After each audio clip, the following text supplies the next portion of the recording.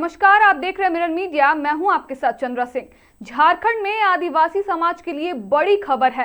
Cabinet द्वारा पेसा कानून पास होने के बाद राजधानी रांची में केंद्रीय धरना समिति ने प्रेस कॉन्फ्रेंस कर मुख्यमंत्री हेमंत सोरेन का आभार जताया। समिति ने कहा कि यह कानून आदिवासी समाज के लंबे संघर्ष का नतीजा है और अब इसे संविधान के अनुरूप पारदर्शी तरीके से लागू किया जाना चाहिए। प्रेस कॉन्फ्रेंस में बताया गया कि पेसा कानून के लागू होने से ग्राम सभा को पारंपरिक स्वशासन का अधिकार मिलेगा।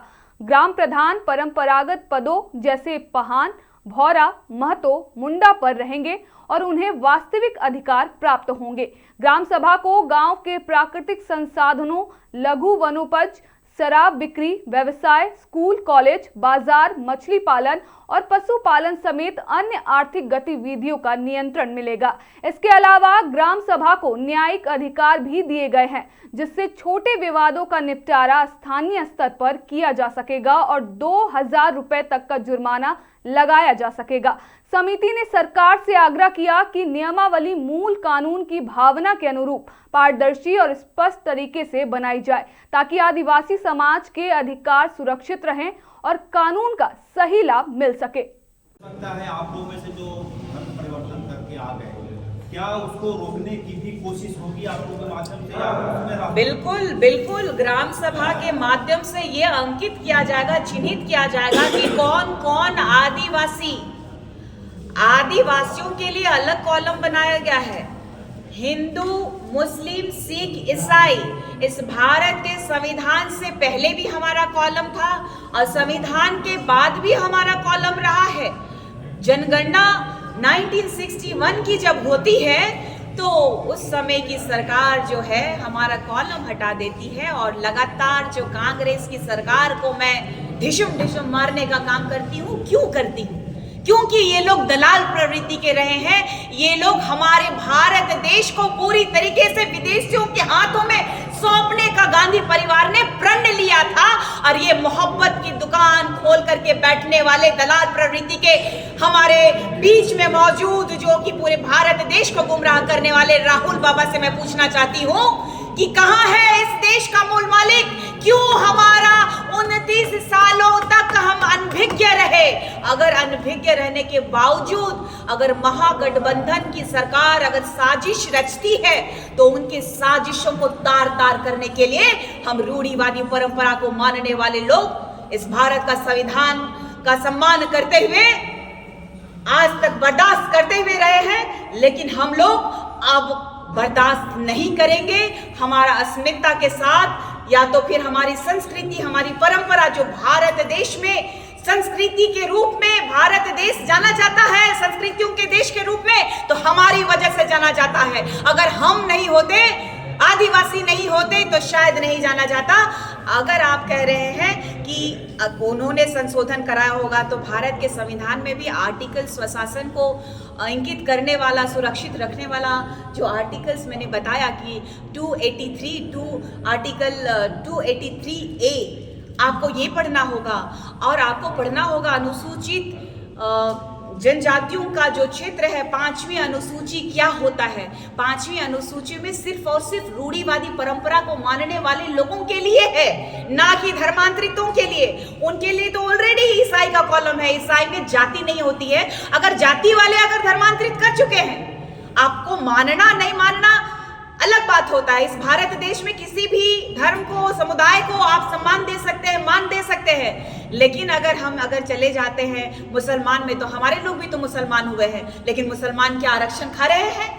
क्या हिंदू बने हैं? हमारे लोग तो हिंदू खा रहे हैं। इस भारत के संविधान में हमें सनातनियों के आधार पे सबसे लो कैटेगरी में आरक्षण दिया जाता है, गरीब कह के दिया जाता है। इन मन बुद्धियों को बताना होगा कि भारत का संविधान बढ़िया से पढ़िए। हम तो अभी भी कह रहे हैं कि हम ना हिंदू है, ना मुसलमान है, ना सिख है, ना ईसाई है। ईसाई जो है माइनॉरिटीज के कैटेगरी में आते हैं। और मैंने कल रात में भी पोस्ट किया है कि पूरे भारत देश की संस्कृति अगर सरना सनातन में टिकी है तो एक साथ होकर के क्यों नहीं लड़ाई लड़ रहे कि डिलिस्टिंग की मांग क्यों नहीं कर रहे?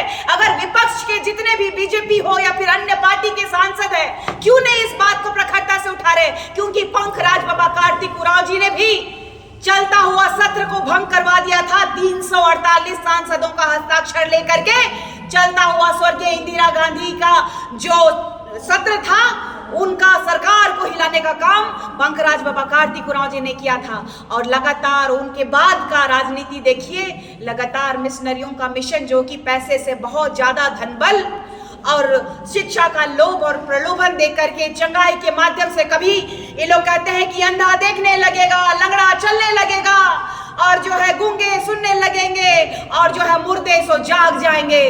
तो इन लोगों को बैठा देना चाहिए हर एक अस्पताल के बाहर, या फिर जहां जहां लाशें जा रही हैं, सारे कब्रिस्तान कहिए या तो फिर शमशान घाट कहिए, वहां बैठा देना चाहिए इन लोगों को, और वहां चंगाई करवाना चाहिए। औकात इनकी पता चल जाएगी लोगों को। इन लोगों ने गुमराह करते हुए पूरे भारत देश में अंधविश्वास फैलाने का काम ये मिशनरियों के मिशन के माध्यम से पूरे भारत में कब्जा करने के लिए इन लोगों के द्वारा फैलाया गया है। इन लोगों का मिशन अब कमजोर हो चुका है, ये जान रहे हैं, समझ रहे हैं। और एक बात जो कि लगातार आदिवासियों को, ये जंगल का कहने वाले लोगों के लिए भी ये पेशा अधिनियम कानून मुंह पे तमाचा मार दिया है।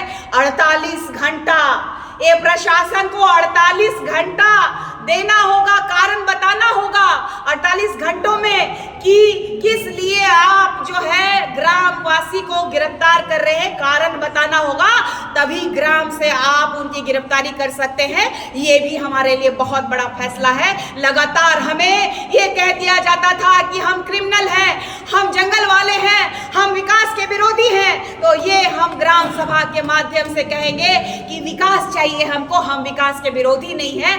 आज भी इस देश का मूल मालिक जो है शिक्षा के लिए वंचित है, स्वच्छ पानी पीने के लिए वंचित है। आपने देखा होगा कि किस तरीके से झारखंड राज्य में महज 19 साल की बेटी जो प्रेग्नेंट होती है उसको स्वास्थ्य व्यवस्था नहीं मिल पाती है, चिकित्सा व्यवस्था नहीं मिलती है। बहंगा से उसको लेके गांव से, पहाड़ से लेके आते हैं जहाँ पे स्वास्थ्य समुदाय केंद्र है, वहां पहुंचते जच्चा और बच्चा दोनों मर जाते हैं। आप देखिएगा वो घटना है गुमला का। गुमला महज 100 किलोमीटर है रांची से, महज 95 से 100 किलोमीटर है। क्या ऐसी मजबूरी है इस सरकार की? अगर उपलब्धि की बात करता है, 25 साल हो गए झारखंड को अलग हुए, उनके पिता भी स्वर्गीय दिशम गुरु जी भी इस झारखंड राज्य के माननीय मुख्यमंत्री के रूप में विराजमान रहे, लेकिन दुर्भाग्य है 25 साल के बाद उनका देहांत होता है। तो 10 कर्म करने के लिए उनके बेटे और उनका परिवार जब गांव जाता है तो पूरा देश देखा कि 10 दिनों में वो नेमरा में, उनका गांव का नाम है नेमरा में, वो बिजली लेके आते हैं, सड़कों का निर्माण करवाते हैं। 10 दिन में वो अपना गांव ठीक कर सकते हैं, तो वो 25 सालों में 25 गांवों का जीर्णोद्धार क्यों नहीं किए? ये प्रश्न चिन्ह बनता है। वर्तमान के ठगा सरकार, आदिवासियों को छलने वाला सरकार, आदिवासी बेटा के नाम पे कलंक सरकार को मैं चेतावनी देना चाहती हूँ कि आप 25 सालों में 25 गांव आपने डेवलपमेंट नहीं कर पाए। आप देखिए माननीय स्वास्थ्य मंत्री जो कर की आदिवासी अस्मिता को शर्मसार करते हैं। चाईबासा में एक पिता जो बेबस अपने छोटे से नन्हे से बच्चे को वो झोला में लेके जाते हैं उनकी मृत्यु हो जाने के बाद, और यहाँ की निर्लज्ज सरकार के माननीय मंत्री साहब जो सिर्फ और सिर्फ अपने कौम के लोगों को, अपने धर्म के लोगों को प्रलोभन देखने के माध्यम से कहिए या तो सरकार का दुरुपयोग करने के माध्यम से कहिए, एक तरफ हमारे गरीब पिता का अपमान कर रहे हैं। जब तक वो माफी नहीं मांगेगा तब तक उसका पैंट मैं खोलते रहूंगी, क्योंकि उसको बेइज्जत करना बहुत जरूरी है। सिर्फ एक कौम के लिए राजनीति नहीं की जाती है, चाहे वो विधायक हो, चाहे मंत्री हो, चाहे सांसद हो, चाहे इस झारखंड राज्य का माननीय मुख्यमंत्री ही क्यों ना हो, किसी एक धर्म की राजनीति नहीं होती है। मैं कहना चाहती हूँ कि इरफान अंसारी साहब 3 लाख रुपया का पैकेज आप बिहार से बुला करके अपने कौम की बेटी को इज्जत देने की बात कर रहे हैं। इस झारखंड राज्य जो 5th शेड्यूल के तहत आने वाला झारखंड राज्य जो आदिवासियों का राज्य में आप माननीय मुख्यमंत्री के चेले बन के जो घूम रहे हैं, झोला टांगने का जो काम कर रहे हैं, स्वास्थ्य मंत्री का जो खैरात में आपको गद्दी मिला है चमचागिरी करने के लिए, तो ये आला लगा के डॉक्टर बनने से नहीं होता है। थोड़ा सेवा भाव भी रखिए। फोटो खिंचा करके रील्स बनाने से आपको माननीय का दर्जा हम नहीं देंगे। अगर आदिवासियों से माफी आप नहीं मांगेंगे तो लगातार आपका बेइज्जत जलील करने का काम ये आदिवासी बेटी करने का काम करेगी। और मैं कहती हूँ कि आइंदा से आदिवासी अस्मिता पे सवाल उठाए और आदिवासी का पैसा ही न खा रहे हैं जी, बाप का कुर्सी पे दोनों राज कर रहे हैं। माननीय हेमंत सोरेन जी की पत्नी विधायक है, भाई विधायक है, उनके मरहूम भाई की पत्नी विधायक रही, लेकिन उनका गांव 25 साल बाद जीर्णोद्धार होता है। तो ऐसे झारखंड राज्य के माननीय मुख्यमंत्री जो आदिवासी बेटा है वो आदिवासियों का हितैषी कैसे हो सकता है? इसीलिए हमारे लिए पेशा अधिनियम कानून जब तक धरातल पे लागू नहीं होता है तब तक हमारे लिए ये चैलेंजिंग है और लगातार हम लोग संघर्ष करते रहेंगे, उलगुलान करते रहेंगे।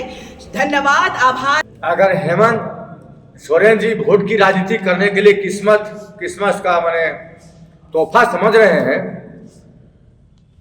लेकिन एक्समस मनाने वाले लोग अंतर आत्मा से रो रहे हैं कि हमारी चलती खत्म हो जाएगा। हमारी व्यवस्था में ग्राम प्रधान का जो चयन की प्रवृत्ति है वह आदिकाल से चलते आ रहा है, हमारी सामाजिक व्यवस्था है।